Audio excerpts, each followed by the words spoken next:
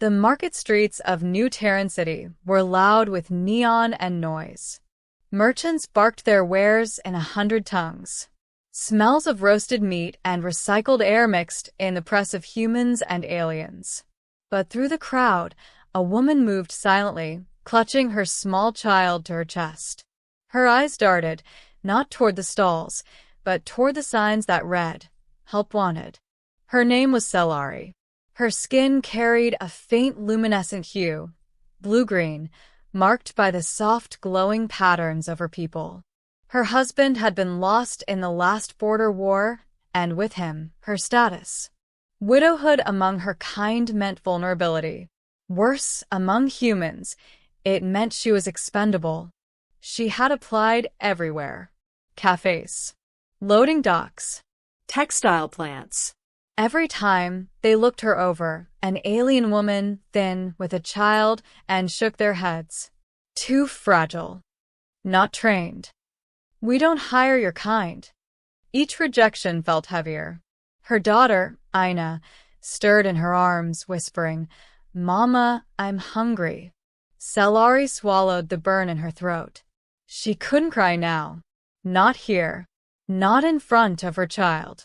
At the far edge of the market, she found a sign. It hung crookedly above a small human-owned repair shop. Help wanted, part-time. Her heart raced. She stepped inside. The shop smelled of oil and old metal. Tools hung in uneven rows. Behind the counter, a broad-shouldered man was bent over a circuit board, soldering iron in hand. His hair was streaked with gray, his clothes simple but neat. He looked up when the bell chimed. His eyes flicked to the alien woman and her child. "Can I help you?" he asked, voice low, gruff. Selari clasped her hands tightly. "Please," she whispered, her voice raw.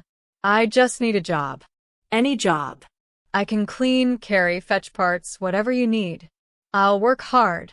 Please. Her voice broke, but she forced the words out. "I have nowhere else to go." The man set down his tools.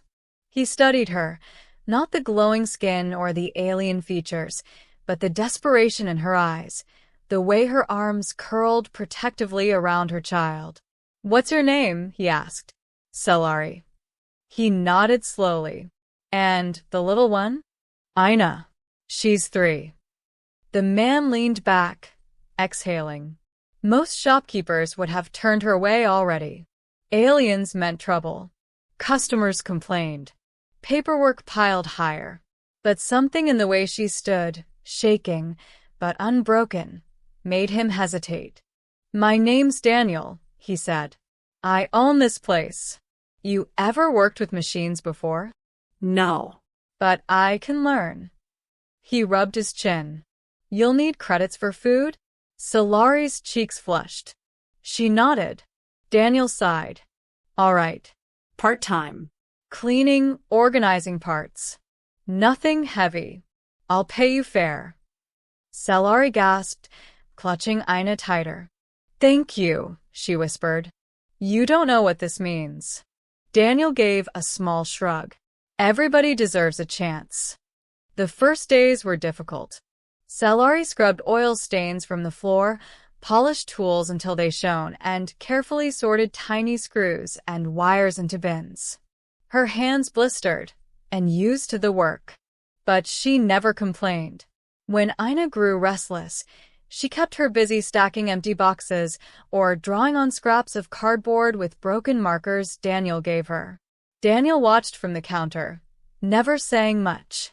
But he noticed how Selari moved with quiet determination, how she smiled gently at her daughter even when exhaustion carved deep shadows beneath her eyes. One evening, after closing, he found her still at work, reorganizing the bolts by size. "You don't have to stay this late," he told her. She looked up quickly. "I want to do well. You trusted me when no one else would." Daniel felt something tug in his chest. He nodded and left her to it. Weeks passed. Selari grew stronger, quicker. Daniel showed her simple tasks, how to clean a circuit board, how to recognize faulty wiring. She learned eagerly. Customers began to notice her too. Some frowned when they saw her, but when their devices came back repaired faster and cleaner than before, they kept returning. One night, as Daniel locked the front door, he saw Selari and Ina curled together on a bench outside. He realized with a jolt they had nowhere else to go. "Selari," he asked carefully, "where are you living?" She looked down. "We stay where we can. Sometimes under the transit bridge. Sometimes near the shelters, if they aren't full." Daniel's chest tightened. He unlocked the door again. "Come inside. You and Ina can stay in the back room. It's not much, just a cot and storage, but it's safe." Selari's eyes filled with tears. "I can't ask that." "You didn't ask," he said simply. "I offered." For the first time since she arrived, she let the tears fall. The repair shop changed after that. Ina filled the quiet with laughter, playing with bolts and gears like toys. Selari moved through the shop with growing confidence. And Daniel, who had spent years working in silence, found himself speaking more, telling stories of his late wife, of battles fought long ago, of why he built the shop with his own hands. One evening, as they ate simple stew in the back room, Ina climbed into Daniel's lap without asking. He froze, then slowly wrapped his arms around her. Selari watched with soft eyes. "You've given us more than work," she said quietly.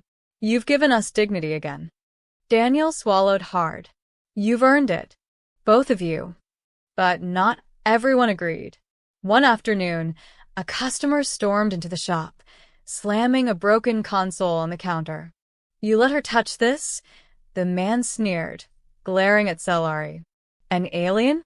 I don't pay human credits for alien hands." Daniel's jaw tightened. "She works here.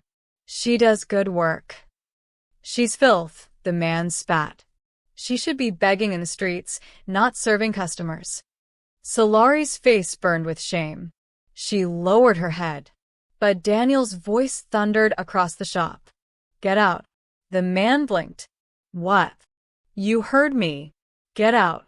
And don't come back." The customer stormed out, cursing. Daniel turned to Selari. She stood frozen, Ina clutching her leg. "You don't listen to people like that," Daniel said firmly. "You belong here. Don't forget it." For the first time, Selari met his eyes fully, her voice steady. "Thank you." Months turned into a year. The shop thrived. Daniel taught Selari everything he knew. Soon she wasn't just cleaning, she was repairing machines with skill and speed. Customers respected her. Even the market vendors who once turned her away now greeted her with nods. Ina grew too, her laughter filling every corner of the shop. She called Daniel Uncle at first. Then one night, as he tucked her into the cot, she whispered, "Papa." Daniel froze, then smiled. "Sleep now, little one." The day finally came when Selari approached him nervously. "I've saved enough," she said, holding out a small pouch of credits. "There's a place we can rent near the gardens. Ina would have space to play. We don't want to burden you longer." Daniel shook his head. "You've never been a burden." Selari's eyes softened. "Still, you gave us a chance when no one else would. I'll never forget." Daniel placed his rough hand over hers. "And I'll never forget what you gave me, Selari. A family again." On their last night in the shop, they shared one final meal together. As Ina dozed, Selari looked across the small table, her voice trembling. "Back then, when I first came through your door, I begged you for work. Everyone else saw a desperate widow, a useless alien. But you saw me." Daniel's throat tightened. "All I saw was someone who deserved a chance. That's all anyone needs sometimes."